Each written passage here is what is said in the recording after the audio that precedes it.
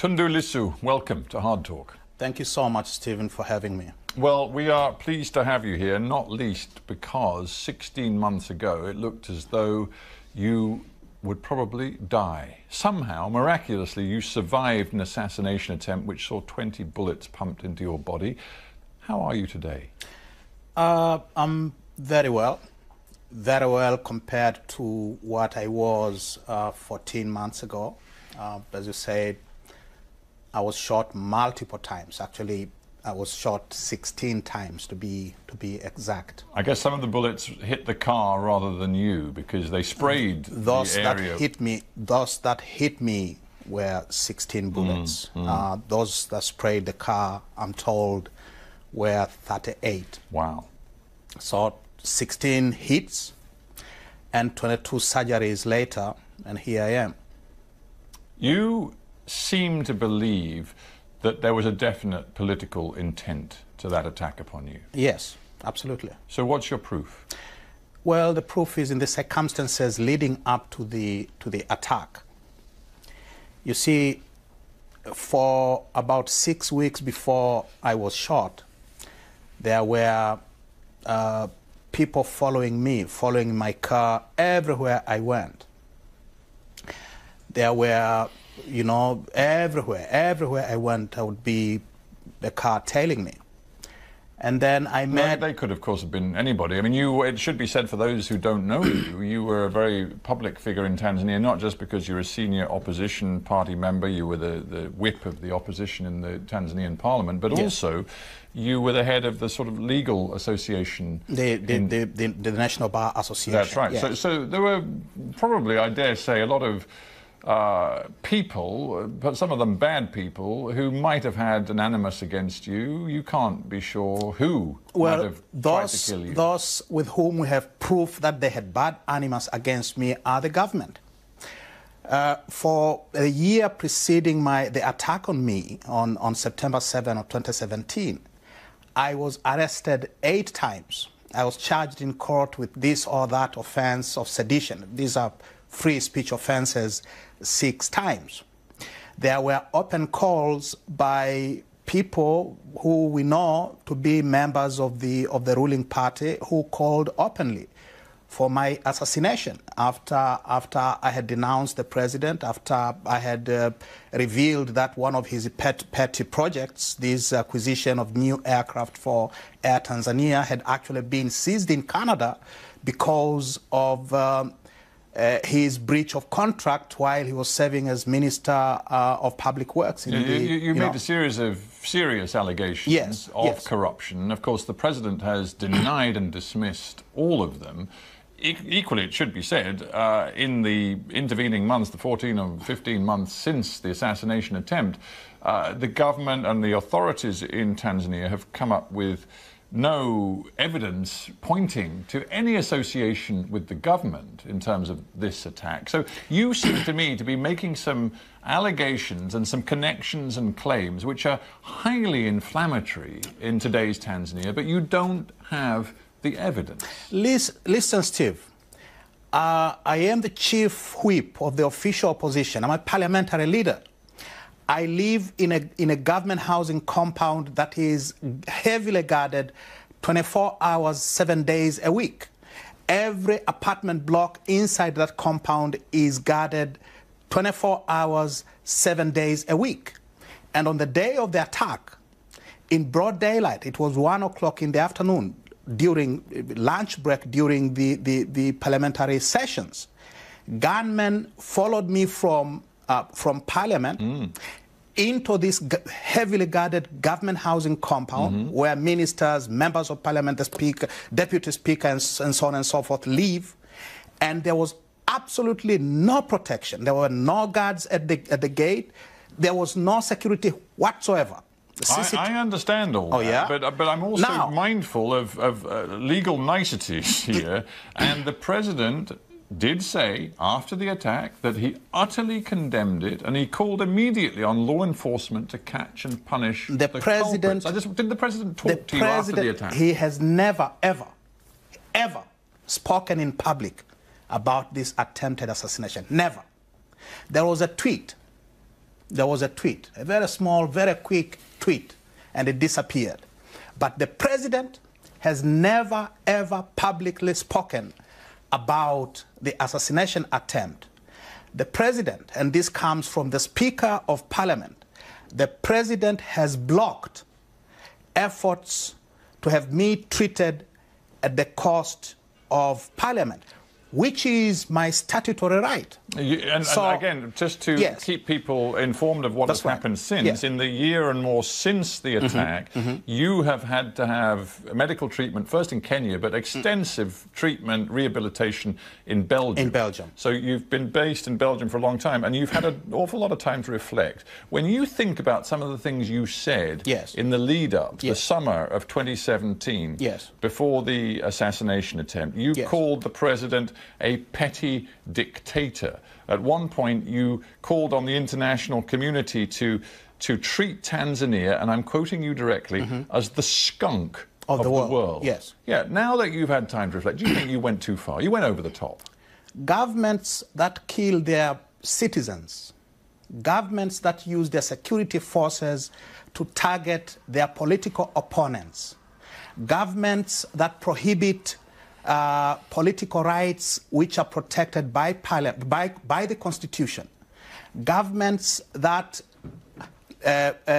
cause civilians to be abducted and disappear, like it was with those obnoxious Latin American dictatorships of the 60s and 70s, the governments that have occasioned loss of lives, that destroy innocent lives. In the world, those governments deserve to be described as the skunks of the world. How disappointed are you that the Tanzanian people, they listen to you, they listen to the president, they weigh up the different messages, and right now the president enjoys an approval rating that is well over 50%, some measures at 70%, and there is every sign that both he and the ruling party are going to win and win big in the next round of elections? Mr. Sarkar, I will say this. During the first year of President Magufuli's tenure, we were told his approval rating was in the high 80s. A year later, early last year, one of those pollsters came up with polling that showed that the president's approval rating had dropped to 61%. And you know what happened? The managing director of that polling firm had his citizenship questioned, his passport seized, and for all intents and purposes, they will never do it again. Because now, immediately after, a new statistics law was passed which says if you bring out statistics that put the government in a bad light, you are a criminal. Before we get there, just on this matter of whether the president is seen by his people to be doing a good job, let's just consider a few of the achievements of this administration, the Magufuli administration. He promised to cut out much of the corruption in the country. We saw in the first few weeks and months of his administration thousands of ghost workers being removed from the payroll. We saw some very senior figures being removed from the Port Authority, the Revenue Service, because they had been systematically corrupt. If you ask Tanzanians today, according to all of the evidence, they feel their country is cleaner, less corrupt than it was when he took office. And in Africa, that is actually quite an achievement. We also saw the president building a brand new airport in his home village, like Mobutu Sese Seko with his village in the middle of the forest somewhere in the Congo. We've seen the president doing, and they say it openly, that the president is purchasing aircraft for Air Tanzania Corporation. Now, that is none of the president's job. You point to some very specific instances. I point to systems. For example, there is no doubt that the Tax and Revenue Service is bringing in more today than it was before Magufuli came to power. He has, it seems, delivered on his promise to make Tanzanians pay their taxes to be a more efficient, a more responsible society and economy. And that is a really big deal. In fact, on the contrary, there was a spike, there was an increase in tax revenue during the first year, in 2016, 2017, thereabout. But since then, revenues tax revenues for the government have gone down. And why? Because the president has attacked the business community. He's attacked private investors. Investment is drying up. And therefore, well, hang on. You say he's attacked private investors. Yes. What he's done, again, is deliver on a specific promise made to get a little bit tougher with the foreign corporates, including the huge mining companies who have been making vast profits out of Tanzania's natural resources for years. He said he would get tougher with them. He has delivered on that. And the Tanzanian people, again, I come back to all of the polling evidence, it seems like what he has done. Well, whose polling are we talking about here? When the president and his party and his government pass laws that prohibit independent verification of the statistics they're giving publicly, who is there to say that these figures are correct? I don't want to just stick to polls. Let's take the analysis of a respected independent observer of Tanzania, Dan Padgett. He writes on Tanzanian affairs, both at Oxford University and SOAS. He says this: Magufuli has defied the assumption that African states cannot take on big multinational corporations and win. He sought out a confrontation with the mining companies, which eventually led to Barrick Gold and others agreeing a deal that involves substantial concessions to Tanzania. Are you seriously, as an opposition, saying you don't like that? Barrick has not agreed any deal. We were told by the president himself that Barrick had agreed to pay $300 million as, I don't know what they called, like a golden handshake, I don't know. But the president himself made a statement that they have agreed to make a payment, an immediate payment of $300 million. They have not paid a penny. Not a penny. They were slapped with a tax bill of $194 billion. They have not paid a penny. Not a penny. But it seems you don't even want the government to take on the big foreign corporates. Well, You've been complaining, saying, oh, we must be nicer to them. And I have not said that at all. I spent 19 years, from 1999, when everyone, Magufuli included, were singing the praises of these investors in the mining sector, were ripping us off. 19 years was the sole voice to the contrary. If I may say, if it is so clear that Magufuli and his administration are failing the Tanzanian people, why is it that in the last year a substantial number, at least 6, possibly, depending on how you read it, 10 members, opposition in Parliament, and of course there are various parties in the opposition, but at least 10 members, it seems, have defected to the government side, including some of the most senior figures who were leading the opposition to Magufuli? They're now on his side. There has been a major trend. There has been a major commercial enterprise in politics in Tanzania over the past 1 year. What do you mean? I mean precisely that people have been given money to change sides.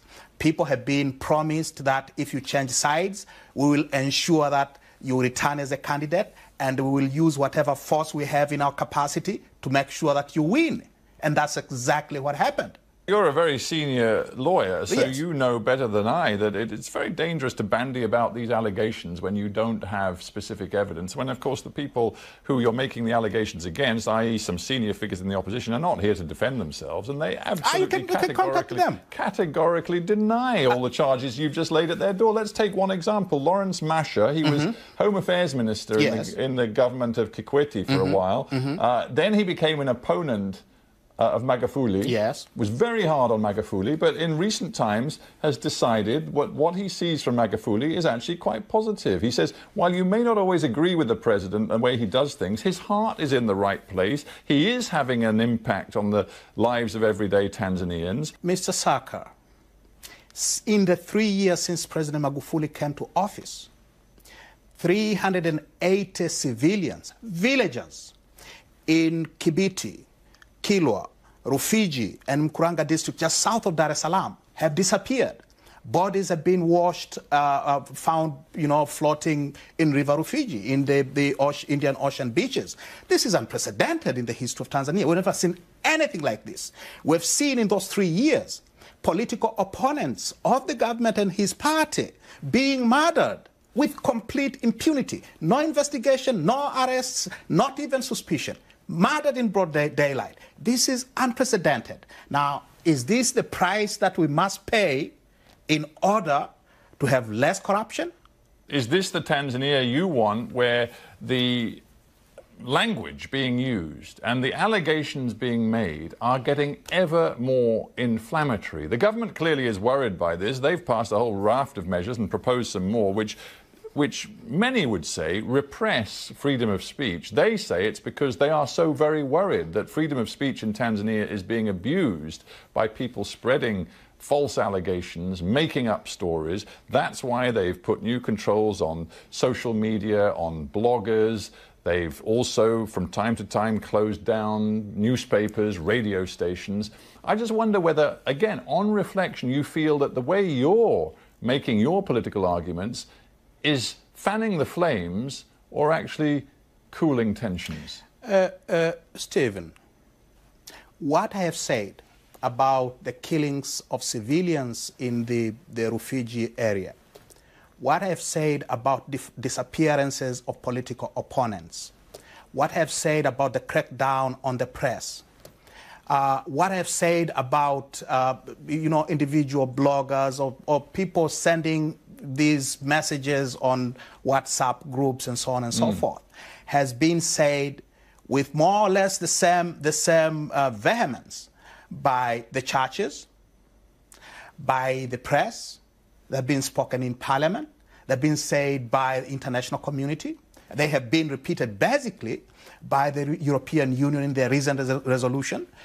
So what I'm saying is nothing, absolutely nothing new for those who know what has been happening in Tanzania. It faces you with a choice, though, because the government, even with its latest legislation, where it wants to repeal the Political Parties Act to make it much more difficult for opposition political parties to conduct what is being called activism on the streets, you then face a choice. Are you going to confront this government and its repressive legislation openly, and that could, of course, lead to violence, or are you going to find ways which are peaceable rather than potentially confrontation? We have always fought political battles peacefully. We have never, ever advocated the use of violence as a political weapon.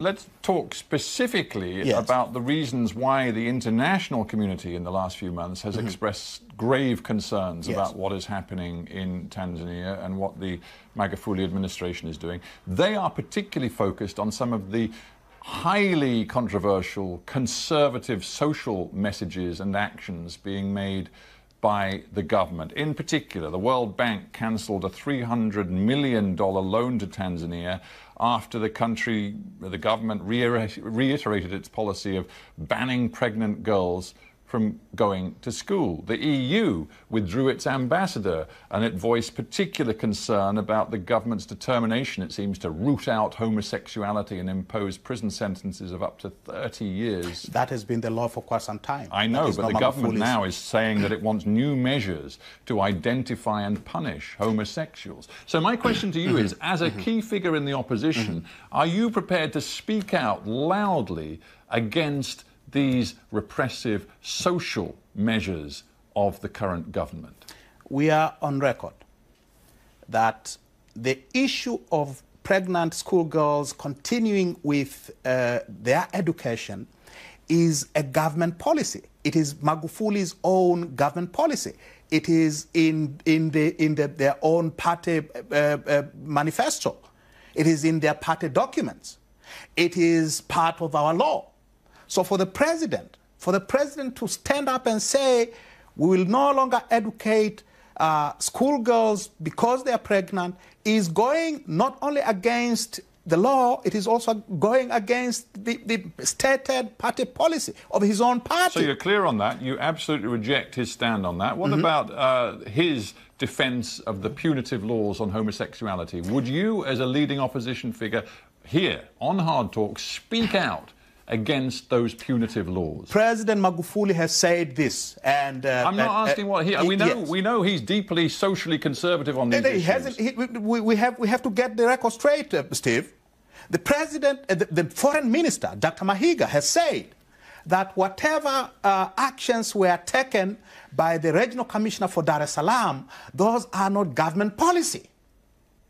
That is not government policy. What I want to know, and I dare say many people around the world would like to know, is a senior African opposition politician prepared in public to say these laws that we have currently in our country on homosexuality, punishment of up to 30 years in prison, are utterly unacceptable, and if I achieve power, we will get rid of those laws? Every individual is entitled to their privacy. We should never allow the government to start peeping into people's bedrooms. So you would eliminate all of these laws which criminalize homosexuality? Let me put my... Please, yes, because we're out of time almost. Would you eliminate the laws that criminalize and punish homosexuality? If they violate, and I think they violate the privacy, the right to privacy that is protected by the Constitution, then those laws are definitely unconstitutional. By the Constitution of Tanzania, I'm not talking about any other constitution. Our Constitution says these are private matters and they should remain private matters. In the course of this interview, you've outlined so many different areas where you say the president is taking Tanzania in the wrong direction. Yes. Now, you've accused him of an awful lot of bad stuff during our conversation. Yes. Are you, having had your all of your operations, your surgery and your rehabilitation, are you now ready to go back to Tanzania to fight this president politically, put your name on the ballot for the next presidential election? My treatment is still ongoing. But I have stated clearly that when the doctors declare me fit to go, I will go to Tanzania. That is one. I'm not in exile. I'm in Belgium because I was shot 16 times and doctors have had to operate on me. So are you prepared to go back to Tanzania without specific security and safety guarantees? I will go back to Tanzania when I'm fully fit. And the president and his government will have to tell the world whether returning home to Tanzania I will be protected by the government, as I should. The government has a responsibility to make sure that I am safe. I'm still a member of parliament. I'll go back to continue the work that I was chosen to do. And you spoke about the ballot. I have stated, if the people of Tanzania, if the members of my party believe that I'm the correct person to face President Magufuli in 2020, I'm more than ready to do so. Tundu Lissu, we'll keep watching that story. Thank you very much. Thank you so much, Steve. Thank you so much, Steve, for coming.